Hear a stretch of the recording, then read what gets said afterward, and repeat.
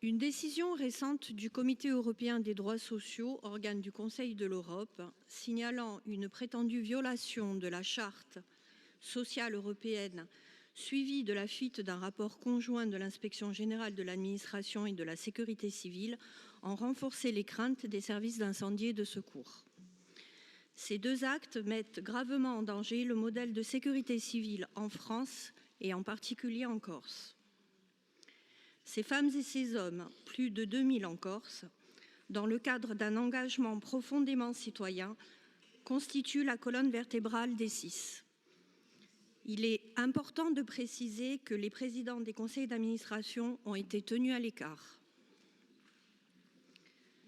Le travail mené au sein des instances des services d'incendie et de secours est constant. La priorité est avant tout la santé et la sécurité de nos sapeurs-pompiers volontaires. Nous adaptons depuis des années nos dispositifs pour éviter de trop les solliciter. Leurs activités sont à but non lucratif. Elles ouvrent droit à des indemnités horaires ainsi qu'à des prestations sociales et de fin de service. La sécurité civile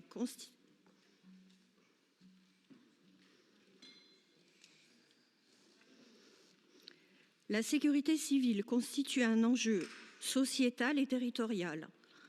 En Corse, les sapeurs-pompiers volontaires représentent 80% des effectifs. Ils assurent près de 60% des missions et plus particulièrement 100% en zone rurale. Si l'Europe ne sécurise pas un cadre juridique relatif à l'engagement citoyen, nos difficultés seraient immédiates.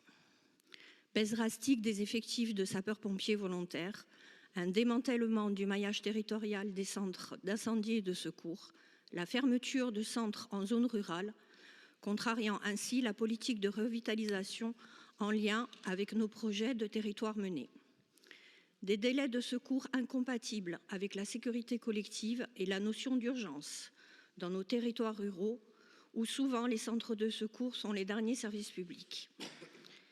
Mais également une explosion des coûts de fonctionnement des SIS, estimés à environ de plus de 30 millions d'euros, imputés à la collectivité de Corse. De plus, l'accroissement démographique engendré par la fréquence touristique, les conséquences du changement climatique, les spécificités géographiques très particulières de la Corse, en Méditerranée, éloignée de renforts extérieurs, commodes et rapides, nécessitent une prise en compte et une adaptation continue en termes de réponse opérationnelle. La prise de conscience et la mobilisation sur cette problématique doivent être collectives. Pour cela, l'Assemblée de Corse, donc si vous permettez, je vais lire ce que demande l'Assemblée de Corse. Donc l'Assemblée de Corse dénonce les décisions du Comité européen des droits sociaux et du rapport commun de l'Inspection générale de l'administration et de l'Inspection générale de la sécurité civile sur l'activité des sapeurs-pompiers volontaires qui sont en contradiction avec les réalités juridiques et du terrain. Affirme que le volontariat est la colonne vertébrale de la politique en matière de sécurité civile et de citoyenneté menée en Corse.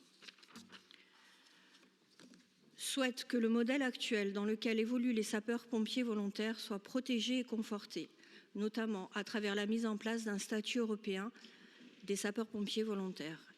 Exige la mise en œuvre au niveau européen d'un cadre juridique sécurisé relatif à l'engagement citoyen afin de lever définitivement tout risque de remise en cause de notre modèle de sécurité civile.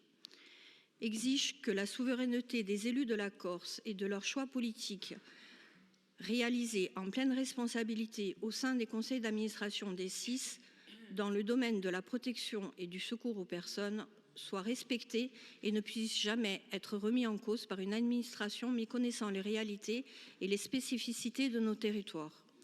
Souhaite, au regard de la singularité de notre organisation opérationnelle, que les SIS de Corse soient classés hors normes et bénéficient ainsi d'un statut juridique propre avec un champ de mission qui sera adapté aux besoins de nos populations et nos territoires.